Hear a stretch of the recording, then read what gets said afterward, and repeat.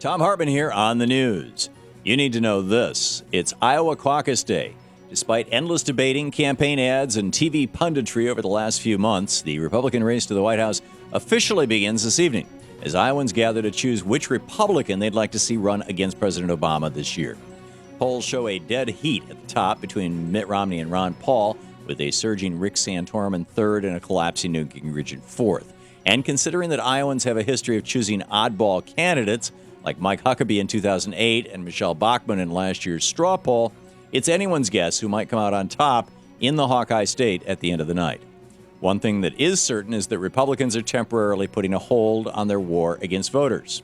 Iowa is just one of 9 states in the nation that allows for same-day voter registration, meaning people can go to the polls, register to vote, and then immediately vote all at the same time. Studies show that same-day voter registration boosts voter participation by as much as 7%. Also, Iowa will not be checking any voter photo IDs, as many other right-wing states are now demanding. So whoever does come out on top will be there thanks to the voice of the people. That is, unless the Republican Party, using the excuse of a threat of an anonymous hack attack, sabotages the caucus to prevent Ron Paul from winning.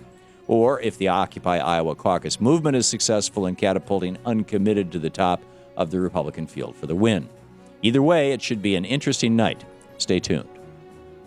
The Occupy Wall Street movement celebrated the new year by reoccupying Zuccotti Park late Saturday night, and the NYPD celebrated the new year by arresting and pepper spraying occupiers.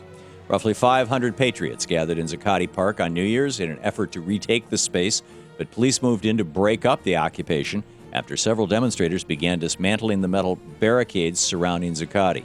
In all, 68 were arrested. Here's to another year of patriotic activism on behalf of the 99% against the 1% on Wall Street and in Washington, D.C., who are driving this nation to the brink of collapse. In the best of the rest of the news, natural gas fracking just caused an earthquake in Ohio over the weekend. A 4.0 quake rattled northeast Ohio on Saturday. It was the 11th earthquake in the same area, which just so happens to be near an injection well or a fracking site in Youngstown.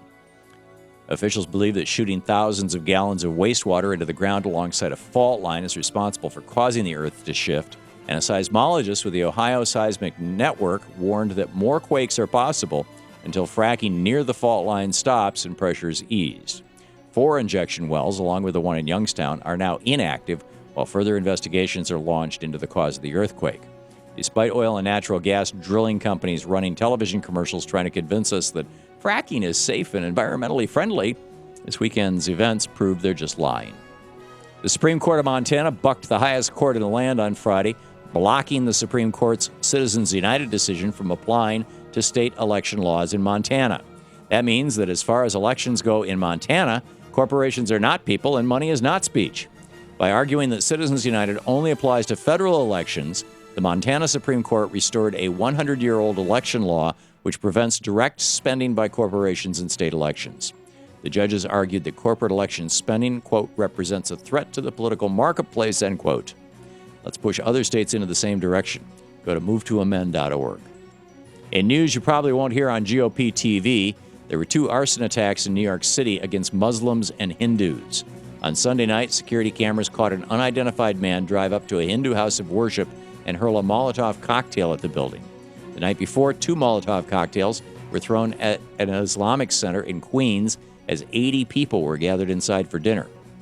Luckily, there were no injuries in either attack and only minimal damage done to the buildings. Police are investigating the attacks as bias crimes. Maybe the Mayans were right, suggesting the world is going to end in 2012. As many as 5,000 blackbirds fell out of the sky in a small town in Arkansas just as the calendar year turned over in 2012. It was the middle of the night when thousands of dead birds began raining down, and here's the strangest part. This is the second year in a row that the same town has witnessed thousands of birds plummet from the sky on New Year's Eve.